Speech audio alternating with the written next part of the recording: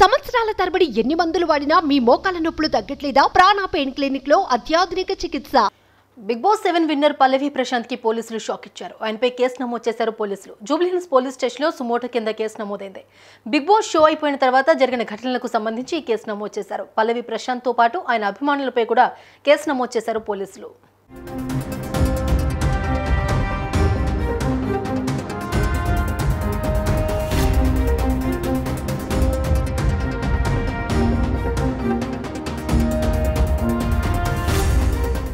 ప్రభుత్వ ప్రైవేటు వాహనాలు ధ్వంసం చేసినందుకు గాను కేసులు పెట్టారు పోలీసులు.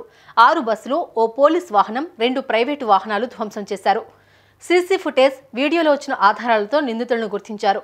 147, 148, 290, 353, 427 RW, 149 IPC section 3 PDPP AC కింద కేసు నమోదు చేశారు పోలీసులు.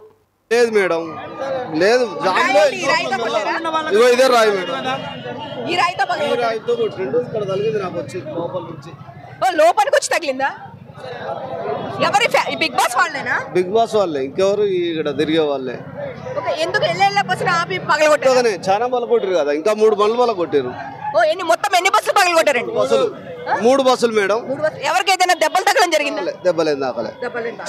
సో ఇక్కడ అందరూ దిగిపోయారా? దీనిలో ఉన్న ప్యాసింజర్లు నేనే దింపేసిన. మొత్తం 3 బస్సులు మేడం. మరి పోలీసులకు చెప్పారా? చెప్పినా madam. Bigg Boss season 7 grand finale ఆదివారం రాత్రి జరిగింది. ఈ సీజన్ కి సంబంధించి రైతు బిడ్డ పల్లవి ప్రశాంత్ విన్నర్ అయిన విషయం తెలిసిందే. కాగా నిన్న రాత్రి అన్నపూర్ణ స్టూడియోస్ ఎదుట ఆందోళనకర పరిస్థితులు నెలకొన్నాయి. ఫ్యాన్స్ చాలా మంది ఆర్టీసీ బస్సులో Bigg Boss contestants bus host Geethu కారుపై దాడి చేశారు. అద్దాలు పగలగొట్టారు. దీంతో ఇది చర్చనీయాంశంగా మారింది. దీనిపై ఆర్టీసీ ఎండీ సజ్జనార్ కూడా స్పందించారు. అభిమానం మితిమీరకూడదు అంటూ ఆయన కామెంట్ చేశారు.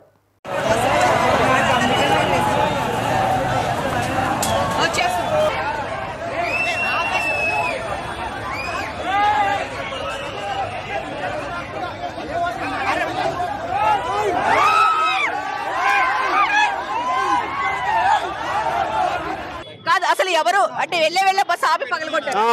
రన్నింగ్ లో ఉన్న బండి.